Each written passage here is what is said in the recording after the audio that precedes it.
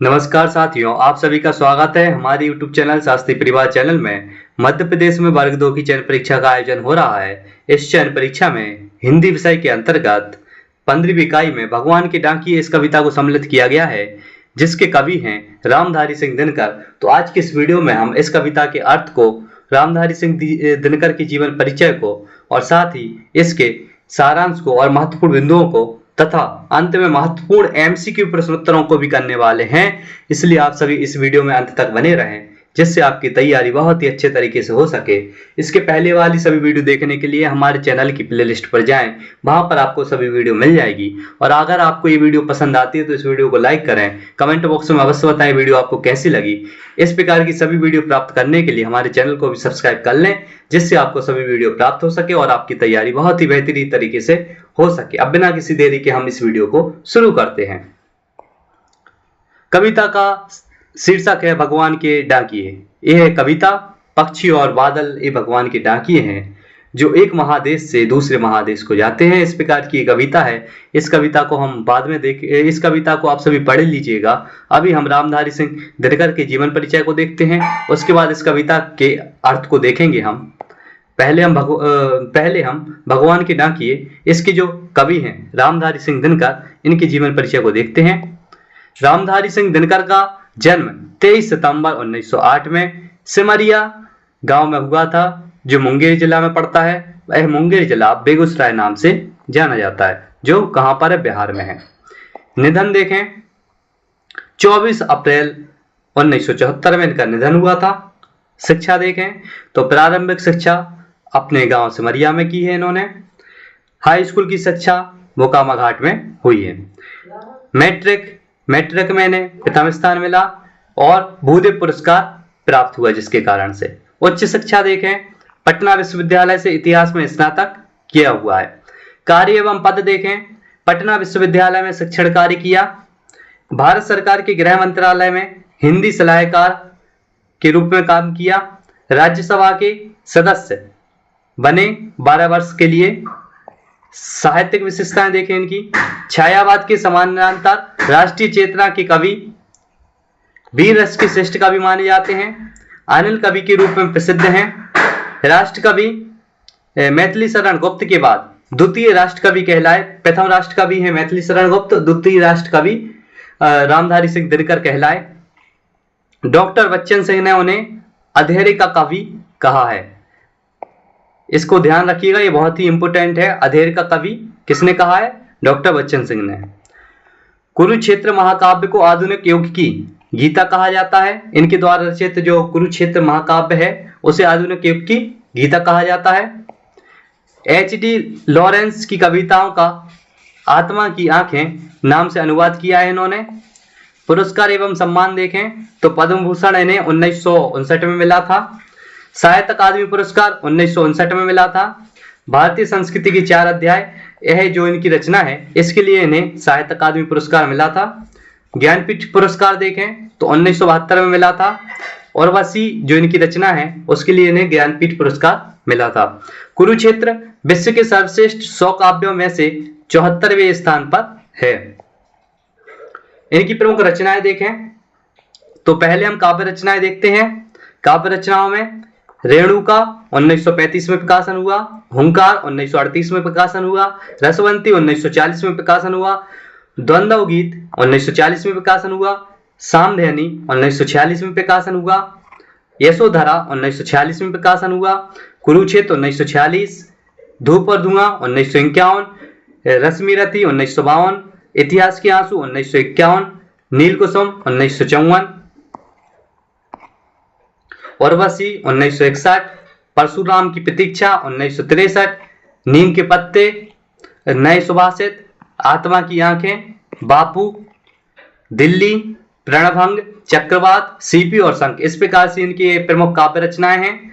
अब इनके निबंध संग्रह देखते हैं हम। रामधारी सिंह दिनकर के जो निबंध संग्रह हैं वह कौन कौन से हैं, तो उसमें प्रथम नंबर देखें तो मिट्टी की ओर 1946 में प्रकाशन हुआ, अर्धनारीश्वर 1952, रेती के फूल 1954, हमारी सांस्कृतिक एकता 1956, उजली आग 1956, बेड़ुवन 1958, बट पीपल 1961, शुद्ध कविता की खोज 1966, साहित्यमुखी 1968, अंतिम रचना हारे को हरि नाम।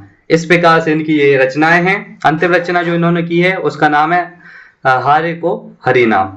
इस प्रकार से इनकी ये निबंध संग्रह थे। अब इनकी गद्य रचनाएं देखते हैं। गद्य रचनाओं में भारतीय संस्कृति की 4 अध्याय, काव्य की भूमिका, लोकदेव नेहरू, प्रसाद पंत और गुप्त हेराम। इस प्रकार से इनकी ये गद्य रचनाएं हैं।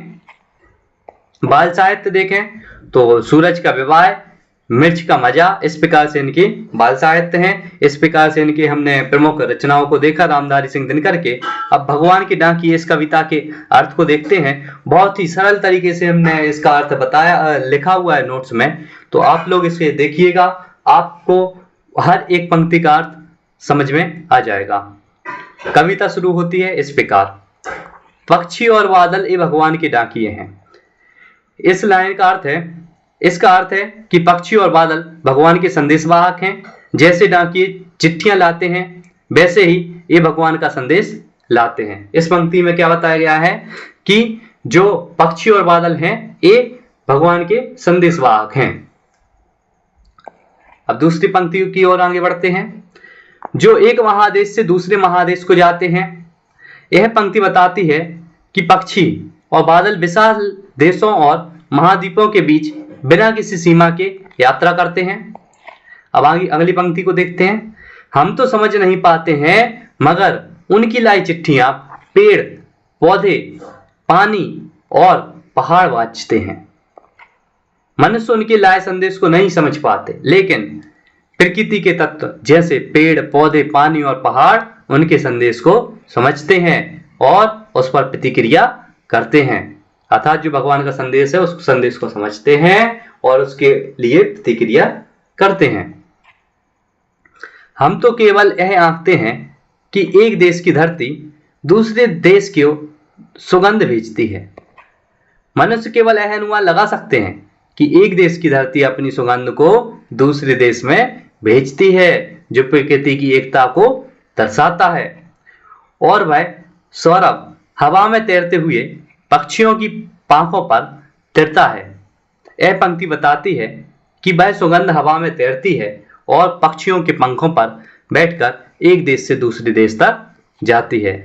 जो हमारे देश की सुगंध है वह दूसरों देश तक पहुंचती है पक्षियों के माध्यम से, और जो दूसरे देश की सुगंध है वह हमारे देश तक आती है हवा के माध्यम से। और एक देश का भाप दूसरे देश में पानी बनकर गिरता है। यह पंक्ति प्रकृति के चक्र को दर्शाती है, जहां एक देश में उत्पन्न भाप दूसरे देश में बारिश के रूप में गिरता है, जो प्रकृति की निरंतरता को दर्शाता है। देखो इस पंक्ति का ये जो कविता है इसका अर्थ देखें अगर, तो इस कविता में जो एकता है, एकता को बताया गया है कि वैसे तो हम अलग अलग देशों में बटे हुए हैं, लेकिन पानी कभी हमारे यहाँ का पानी भाप बन के उड़ता है तो किसी दूसरे देश में गिरता है, तो कभी दूसरे देश का पानी भाप बन के उड़ता है तो वह हमारे देश में गिरता है। इस प्रकार से जो प्रकृति है वह हम सभी की एकता को बनाए रखे है। कभी दूसरे देश की हवा, सुगंधित हवा दूसरे देश की सुगंध को हमारे देश में लाती है, कभी हमारे देश की सुगंध को ये हवा दूसरे देश में भेजती है। इस प्रकार से प्रकृति में जो एकता है उस एकता को दर्शाती हुई ये रामधारी सिंह दिनकर की कविता है। सारांश देखें, यह कविता प्रकृति की सीमाओं से परे एकता और भगवान के सार्वभौमिक संदेश की बात करती है कि भगवान ने हमें कहीं भी बांटा हुआ नहीं है। ये बंटवारे तो हमने ही किए हैं, जो मनुष्य है मनुष्य ने ही ये सीमाएं बनाई हैं, भगवान ने कोई सीमा नहीं बनाई है। महत्वपूर्ण एमसीक्यू प्रश्न देखें, आप सभी कमेंट में इसके उत्तर बताएं। कविता में किसे भगवान के डाकिए कहा गया है? पहला प्रश्न है, कविता में किसे भगवान के डाकिए कहा गया है? ए ऑप्शन है पेड़ और पौधे, बी ऑप्शन है पक्षी और बादल, सी ऑप्शन है मनुष्य और पहाड़, डी ऑप्शन है पानी और हवा। इसका जो सही उत्तर होने वाला है वह है ऑप्शन बी, पक्षी और बादल। पक्षी और बादल भगवान के डाकिए हैं। कविता के अनुसार पक्षी और बादल कहां कहां यात्रा करते हैं? ए ऑप्शन है एक शहर से दूसरे शहर में, बी ऑप्शन है एक महादेश से दूसरे महादेश में, सी ऑप्शन है केवल गांव गांव में, डी ऑप्शन है नदी के किनारे किनारे। इसका जो सही उत्तर होने वाला है वह है ऑप्शन बी, एक महादेश से दूसरे महादेश में। प्रश्न क्रमांक तीसरा, कविता में मनुष्य किस बात को समझ नहीं पाते? ए ऑप्शन है पक्षियों की उड़ान, बी ऑप्शन है बादलों की रचना, सी ऑप्शन है उनके द्वारा लाए संदेशों का अर्थ, डी ऑप्शन है धरती की सुगंध। इसका जो उत्तर होने वाला है वह है ऑप्शन सी, उनके द्वारा लाए संदेशों का अर्थ। प्रश्न क्रमांक चौथा, कविता में प्राकृतिक तत्व जैसे पेड़ पौधे पानी पहाड़ का कार्य पानी पहाड़ का क्या कार्य बताया गया है? कविता में प्राकृतिक तत्व जैसे पेड़ पौधे पानी पहाड़ का क्या कार्य बताया गया है? ए ऑप्शन है वे अपने अपने क्षेत्र में रहते हैं, बी ऑप्शन है वे पक्षियों और बादलों के संदेश को समझते हैं, सी ऑप्शन है वे मनुष्य की सहायता करते हैं, डी ऑप्शन है वे मौसम को नियंत्रित करते हैं। इस प्रकार से 4 ऑप्शन दिए हुए हैं। इसका जो सही उत्तर है वह है ऑप्शन बी, वे पक्षियों और बादलों के संदेश को समझते हैं। प्रश्न क्रमांक 5 की ओर आगे बढ़ते हैं। एक देश की धरती दूसरे देश को सुगंध भेजती है, इस पंक्ति से क्या संकेत मिलता है? ए ऑप्शन है देशों के बीच सीमाएं दिखाए हैं, बी ऑप्शन है प्राकृतिक तत्वों में आपसी संबंध और एकता है, सी ऑप्शन है केवल मनुष्य ही सुगंध को समझते हैं, डी ऑप्शन है धरती पर खेती बढ़ रही है। 4 ऑप्शन दिए हुए हैं। इसका जो सही उत्तर होने वाला है वह है ऑप्शन बी, प्राकृतिक तत्वों में आपसी संबंध और एकता है। प्रश्न क्रमांक 6 की ओर आगे बढ़ते हैं। कविता में सुगंध किसके ऊपर तैरती दिखाई देती है? ए ऑप्शन है बादलों की परतों पर, बी ऑप्शन है पक्षियों की पंखों पर, सी ऑप्शन है पहाड़ों की चोटी पर, डी ऑप्शन है नदियों के किनारे। इस प्रकार से 4 ऑप्शन दिए हैं। प्रश्न है कविता में सुगंध किसके ऊपर तैरती दिखाई देती है? इसका जो उत्तर होने वाला है वह है ऑप्शन बी, पक्षियों की पंखों पर। प्रश्न क्रमांक 7वां, एक देश का भाप दूसरे देश में पानी बनकर गिरता है, यह पंक्ति किस प्राकृतिक चक्र को दर्शाती है? ए ऑप्शन है जल चक्र, बी ऑप्शन है प्रकाश चक्र, सी ऑप्शन है हवा का चक्र, डी ऑप्शन है मिट्टी का चक्र। इसका जो सही उत्तर होने वाला है वह है ऑप्शन ए, जल चक्र। प्रश्न क्रमांक 8वां, कविता में मनुष्य किस बात को केवल आंकते हैं? ए ऑप्शन दिया है प्राकृतिक तत्वों की सुंदरता, बी ऑप्शन है एक देश की धरती की सुगंध, सी ऑप्शन है पक्षियों की उड़ान, डी ऑप्शन है बादलों का रंग। इस प्रकार से 4 ऑप्शन है। इसका जो उत्तर होने वाला है वह है ऑप्शन बी, एक देश की धरती की सुगंध। प्रश्न क्रमांक 9वां, कविता में संदेशवाहकों के रूप में किन 2 तत्वों का उल्लेख है? ए ऑप्शन है सूरज और चांद, बी ऑप्शन है पक्षी और बादल, सी ऑप्शन है पेड़ और पहाड़, डी ऑप्शन है पानी और मिट्टी। इसका जो उत्तर होने वाला है वह है ऑप्शन बी, पक्षी और बादल।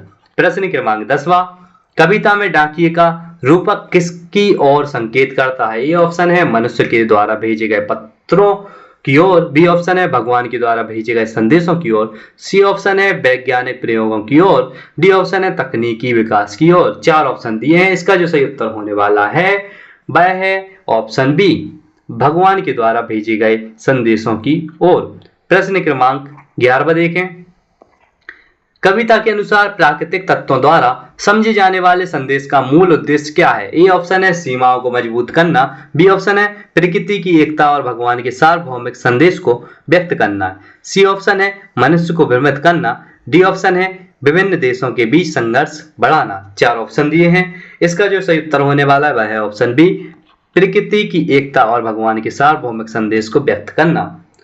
प्रश्न क्रमांक 12 की ओर आगे बढ़ते हैं। कविता में संदेशवाहक तत्व किस प्रकार के परिवेश में यात्रा करते हैं? ए ऑप्शन दिया है सीमित और स्थिर, बी ऑप्शन है निरंतर और बिना किसी सीमा के, सी ऑप्शन है केवल रात्रि में, डी ऑप्शन है केवल दिन के समय में।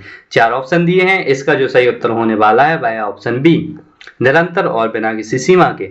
प्रश्न क्रमांक 13वां, कविता में प्राकृतिक सुगंध का क्या महत्व है? ए ऑप्शन है यह केवल खुशबू देती है, बी ऑप्शन है यह देशों के बीच एकता और संदेश का प्रतीक है, सी ऑप्शन है यह मनुष्य को आकर्षित करती है, डी ऑप्शन है इसका कोई विशेष अर्थ नहीं है। 4 ऑप्शन दिए हैं। इसका जो सही उत्तर होने वाला है वह है ऑप्शन बी, यह देशों के बीच एकता और संदेश का प्रतीक है। भले ही देश बटे हुए हों अलग अलग, लेकिन जो प्रकृति है वह हमेशा एकता बनाए रखना चाहती है। प्रश्न क्रमांक 14वां देखें। कविता में प्राकृतिक संदेशों को समझने की तुलना किससे की गई है? ए ऑप्शन है कंप्यूटर के सॉफ्टवेयर से, बी ऑप्शन है डाकिये द्वारा चिट्ठियां पहुंचाने से, सी ऑप्शन है शिक्षक द्वारा ज्ञान देने से, डी ऑप्शन है वैज्ञानिक प्रयोग से।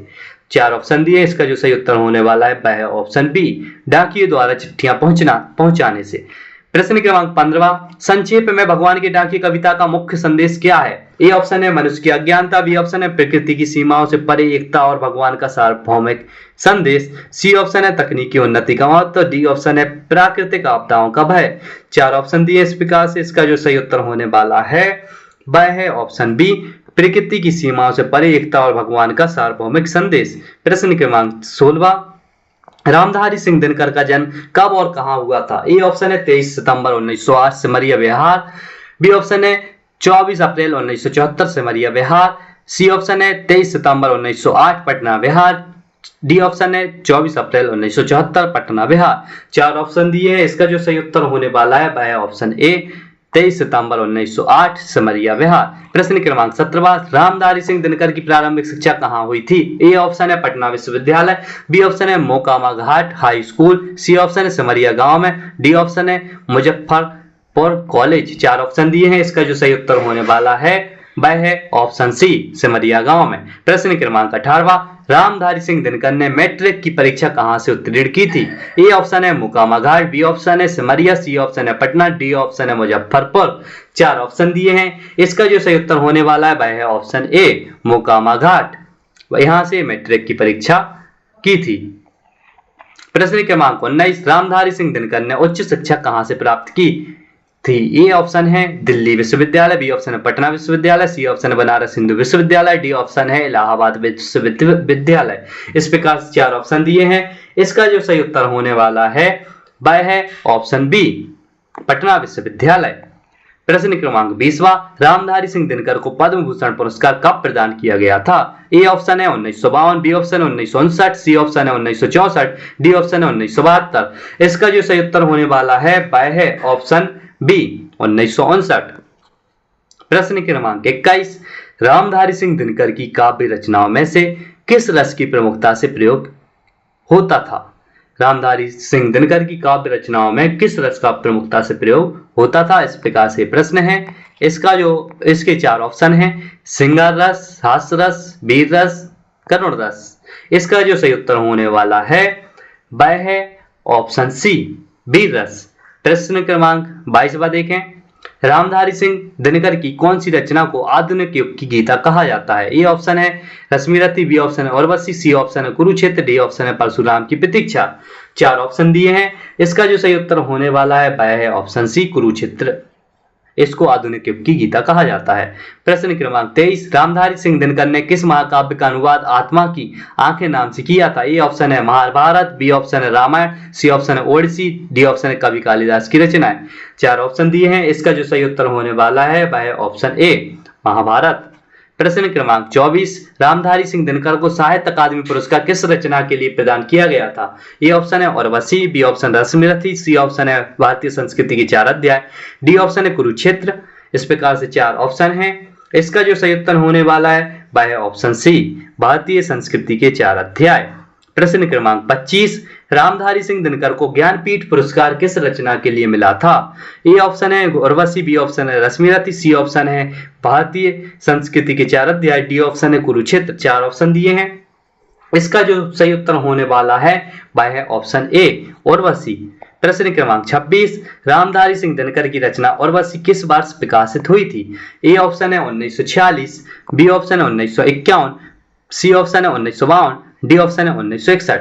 तो रामधारी सिंह दिनकर की रचना उर्वशी को देखें तो ए 1961 में प्रकाशित हुई थी, तो इसका सही उत्तर होने वाला है ऑप्शन डी। प्रश्न क्रमांक 27, रामधारी सिंह दिनकर की कौन सी रचना बच्चों के लिए प्रसिद्ध है? ए ऑप्शन है सूरज का विवाह, B option Renuka, C option है हुंकार, डी ऑप्शन है द्वंद्व गीत। 4 ऑप्शन है, इसमें से जो उत्तर होने वाला है वह है ऑप्शन ए, सूरज का विवाह। प्रश्न क्रमांक 28, रामधारी सिंह दिनकर ने राज्यसभा के सदस्य के रूप में कितने वर्षों तक कार्य किया था? ए ऑप्शन है 5 वर्ष, बी ऑप्शन है 8 वर्ष, सी ऑप्शन है 10 वर्ष, डी ऑप्शन है 12 वर्ष। तो इसका उत्तर होने वाला है ऑप्शन डी, 12 वर्ष। प्रश्न क्रमांक 29, रामधारी सिंह दिनकर की अंतिम रचना कौन सी थी? ए ऑप्शन है हारे को हरि नाम, बी ऑप्शन है उर्वशी, सी ऑप्शन है रश्मिरथी, डी ऑप्शन है परशुराम की प्रतीक्षा। तो हारे को हरि नाम, ये उनकी अंतिम रचना थी। तो इसका जो सही उत्तर होने वाला है वह है ऑप्शन ए। प्रश्न क्रमांक 30, रामधारी सिंह दिनकर का निधन कब हुआ था? ए ऑप्शन है 24 अप्रैल 1974, बी ऑप्शन 23 सितंबर 1908, सी ऑप्शन है 12 मार्च 1964, डी ऑप्शन है 1 जनवरी 1980। इसका जो सही उत्तर होने वाला है वह है ऑप्शन ए 24 अप्रैल 1974 में रामधारी सिंह दिनकर का निधन हुआ था। इस प्रकार से हमने महत्वपूर्ण एमसीक्यू प्रश्न उत्तर किए। अगर आपको ये वीडियो पसंद आई हो तो इस वीडियो को लाइक करें, कमेंट बॉक्स में अवश्य बताएं ये वीडियो आपको कैसी लगी और ज्यादा से ज्यादा लोगों को शेयर करें। अगर आप इस प्रकार की सभी वीडियो प्राप्त करना चाहते हैं तो हमारे चैनल को सब्सक्राइब कर लें, और अगर आप इसके पुराने वाले सभी वीडियो देखना चाहते हैं तो हमारे चैनल की प्ले लिस्ट पर जाएं, वहां पर आपको सभी वीडियो मिल जाएगी। अंत तक इस वीडियो में बने रहने के लिए आप सभी का धन्यवाद। अब मैं आपसे विदा लेना चाहूंगा। नमस्कार साथियों।